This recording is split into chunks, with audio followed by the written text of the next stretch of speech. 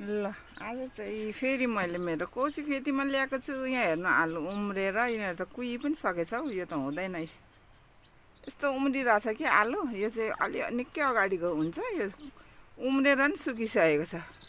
Try गर्छु किन खेर फाल्नु होइन। यति छ, 2-4वटा भए पनि रोपिराख्छु। अनि पोहोर चाहिँ मैले जस योभन्दा अलिक धेरै नै रोपेको, 2 धार्ने जति भएको थियो होइन। यो चाहिँ अब खेर फालिन्छ नि त, कि अब उही मल बनाइन्छ होइन। नभए अब के गर्ने त, रोपिदिनु पऱ्यो। फेरि केमा चाहिँ रोप्न लागिरहेछ हेर्नुहोस् है। यहाँ यस्तोमा रोप्न लागिरहेछ। यिनीहरू चाहिँ अब मैले अस्ति नै भटमास रोपेको थिएँ होइन। थोरै थोरै माटो छ, धेरै पनि छैन। अब त्यतिकै त्यो उम्रेको आलु अब कहाँ फाल्नु, किन फाल्नु त है। यस्तोमा लगाइदिने हो नि। अब यहाँनिर चाहिँ म ड्राई लिफ लगाउँछु। अहिले खासै मसँग माटो छैन, भएको माटोहरू पनि अलिकति माटो छ, भिजेको छ क्या। ड्राई लिफ लगाइदिन्छु है अब। अनि रोप्छु।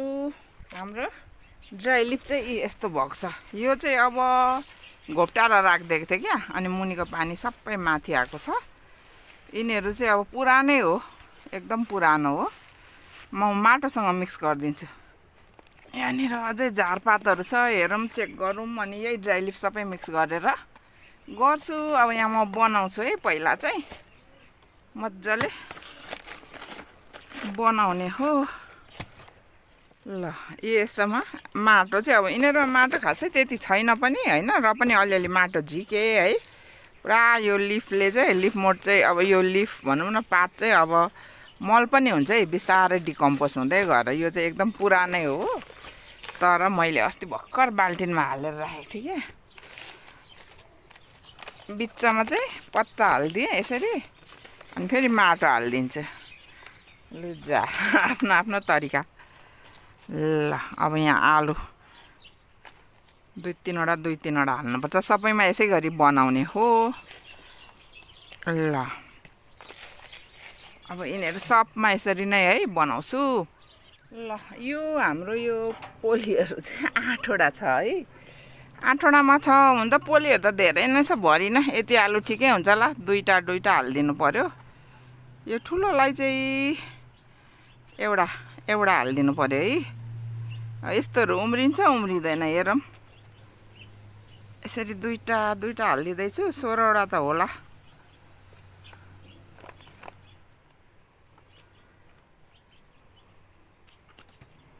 ल यो हाम्रो चाहिँ लिफ मोड पनि अब मल हुन्छ नि त, मल नै भइसकेको। यो ड्राई लिफ पुरानै हो कि, पानी सानी नहालिराखेर चाहिँ त्यस्तो भएको।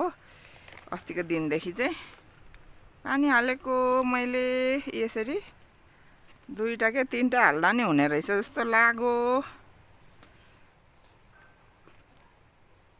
ल अब कति उम्रिन्छ होइन, कति उम्रिने हो, यहाँ कति नउम्रिने हो। यो सुकिसकेछ क्या उम्रेर पनि। ल यहाँ माथिबाट चाहिँ फेरि म अलिअलि माटो लगाइदिन्छु क्या। माटो लगाइदिनु पर्यो। ल ठिक्क हुने रहेछ।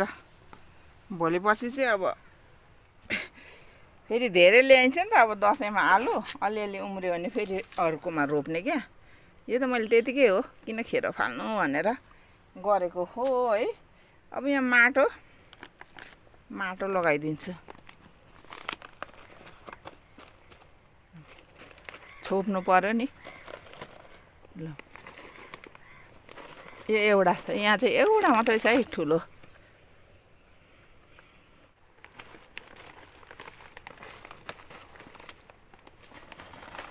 ल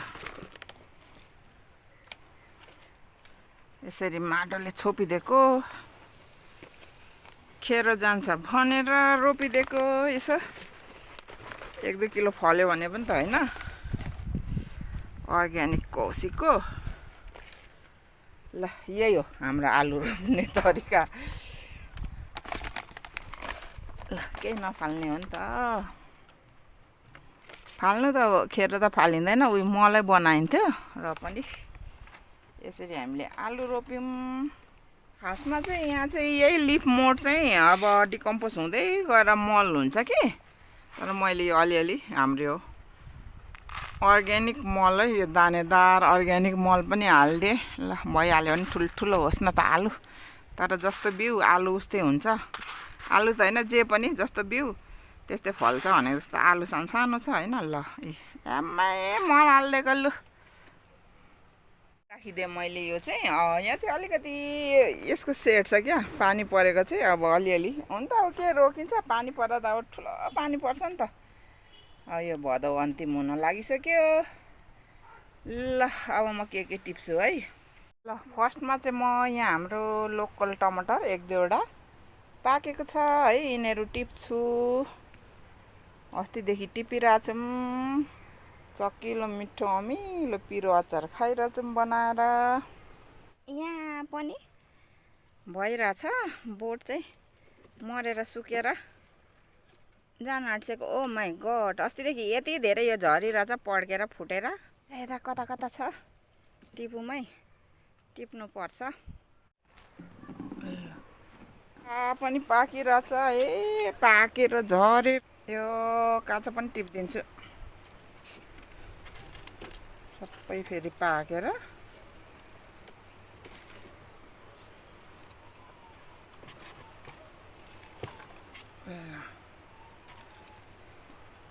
टिप्दिहाल्नु पर्यो, पाकिहाल्छ। कसैले त यो लोकल टमाटरको त नि काँचैमा अचार कुटेर खाएको देखेको थिएँ मैले कता कता। खानु त हुन्छ हुनु त।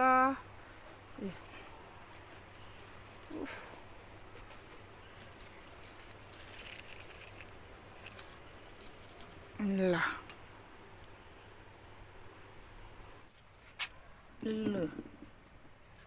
अब खासै त्यस्तो सब्जीहरू छैन होइन। बैगुनहरू मसिनो मसिनो छ हो, अस्ति भर्खर टिपेको। अहिले होस् बैगुनहरू चाहिँ किराले खाइ पो हाल्छ त हौ बैगुनहरू पनि। के साह्रो किरा लागेको क्या, टिपिदिन्छु। तर यिनीहरू चाहिँ राम्रै रहेछ। ए राख्यो नि दुलो बनाइदिइहाल्छ है, यसो मिक्स गरेर खाइन्छ नि। उतातिर नि हेर्नु पर्यो, यो सबै कर्लाहरू टिप्ने पनि कहाँ यस्तो झाडीभित्र देखिरहेको थियो। ल बैगुन चाहिँ किरालाई खुवाउनु भन्दा चाहिँ है, यिनीहरू चाहिँ यस्तो क्या मसिनोमै पहेँलो भएको छ नि। यिनीहरूलाई हेर्नै पर्छ क्या काटेर, अनि किरा छ भने फाल्ने हो नभए खाने हो। ए यो त किरै छ होला है हेर्दै। यतिखेर त त्यो फ्रुट फ्लाइले नि त्यो पहेँलो खालको राख्दा नि नहुने क्या, के साह्रो झरो। ल यो हेर्नु न, यस्तोहरू त नि एकदम किराहरू हुन्छ क्या, हेरेरै फाल्नुपर्छ यिनीहरूलाई काटेर। यस्तो ट्र्याप राखेको नि, यसपालि त ट्र्यापमा नि खासै परेन क्या, केही पनि परेन। यो चाहिँ राम्रो छ जस्तो छ। ल करेलाहरू हामीले किनेको छैनौँ नि, यो वर्षभरि किनेको छैनौँ। अस्ति नै बेसी सिजनमा चाहिँ किनेको हो है, त्यतिखेर चाहिँ एकदम महँगो थियो नि त करेला। त्यस पछाडिदेखि चाहिँ किनेको छैन। यो टुक्क घुमेकोहरू सबै टिप्नुपर्छ, फेरि बिग्रिन्छ यिनीहरू। ए करेला हाम्रो हुँदैछ है करेलाहरू। फेरि एक झमक यो चाहिँ किनभने कस्तो भने कौसी खेतीमा घाम लाग्छ कि कार्तिकसम्मै हुन्छ। तर म फाल्छु, कार्तिकमा त फाल्छु, सागहरू नै रोप्छु होला सिजनको। ल अर्ग्यानिक करेला, हाई हाई हाई करेला आयो। अब हाम्रो यो खासै आज चाहिँ म यो पनि फाँडिदिउँ भनेको है। यो फर्सीको मुन्टाहरू चाहिँ भइरहेछ मजाले नै। अहिले पनि यसो एक छाक चाहिँ एउटा आलु मिसाउँदाखेरि पुग्ने भइरहेछ। 1-2 दिन राखौँ कि यसो जति गट्टा लाग्यो पनि कुहिन्छ क्या, लाग्नु चाहिँ लाग्दैछ। हेरौँ आज यो पनि फाटफुट पारिदिउँ भनेको नि, 2टामा छ। अनि साग रोप्दा नि हुन्छ छर्दा। तर अहिले मलाई अल्छी लागेको अवस्था। अब एक दिन चाहिँ गर्नु पर्ला यिनीहरूलाई पनि काम। देखिनँ मैले अब सिजनकै रोप्नु पर्यो नि सागहरू। अनि यहाँ सिबी टिप्नुपर्छ। अब सिबी हाम्रो वर्षमा रोपेको है, यतिखेर रोप्दा चाहिँ हुन्छ। यसो अगाडि चाहिँ छोपेर राख्नुपर्छ हैन प्लास्टिकहरूले। कार्तिकमा हुन्छ तर अब मैले चाहिँ रोप्दिनँ होला भनेर सोचिरहेको छु है। यस्तै छ हाम्रो कौसी खेती। 2-4 दिन त आइएन पनि माथि देशको स्थितिले गर्दा। आम्मामा मोबाइलै मात्रै हेरेको छ, न्युजै मात्रै हेरेको छ, के गर्ने नि। जिन्दगी उथुल पुथुल, देश उथुल पुथुल, जिन्दगी दिमाग, हामी सबैको दिमागै उथुल पुथुल। यहाँ हेर्नु न सिबी अलिअलि हो नि फल्दै रहेछ।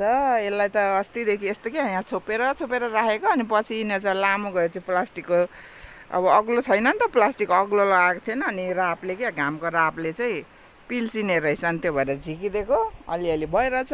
एक छाक चाहिँ यसो खोजखाज पारेर लाने।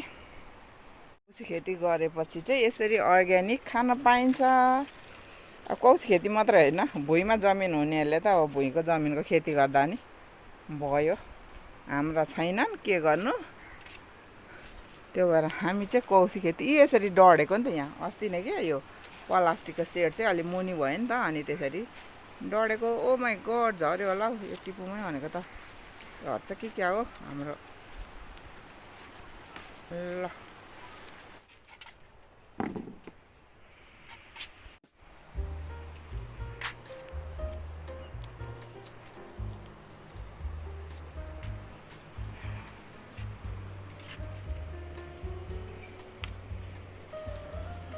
सबै यस्तो डढेको क्या प्लास्टिकले, सेडले।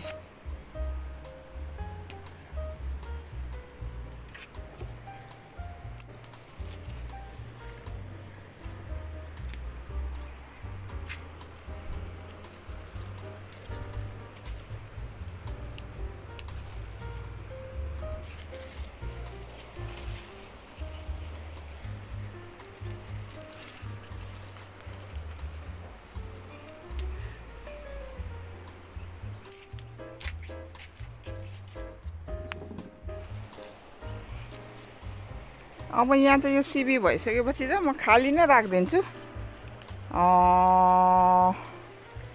तोरी छरेर राखिदिन्छु होइन।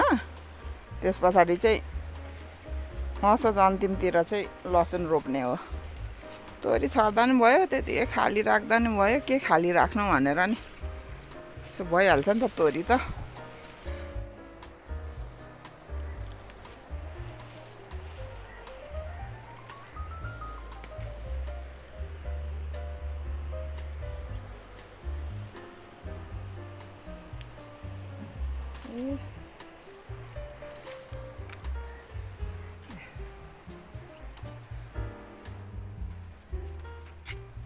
लु यति भयो।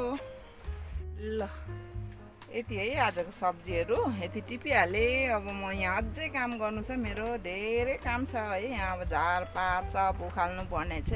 के हो के यस्तो महाबर्खामा पनि होइन, यति निक्लेकै हो नि सागसब्जीहरू। ल यही हो मेरो भिडियो, कौसी खेतीको अर्ग्यानिक भिडियो। हजुरहरूलाई के कस्तो लाग्यो कमेन्टमा लेखिदिनुहोस्, लाइक पनि गरिदिनुहोस्, अनि परेमा सेयर पनि गरिदिनुहोस्। कोही नयाँ हुनुहुन्छ भने सब्सक्राइब गरिदिनुहोस्। अनि यति इन्जेलसम्म मेरो भिडियो हेरिदिनु भएकोमा हजुरहरूलाई thank you so much. By by, Tata Tata.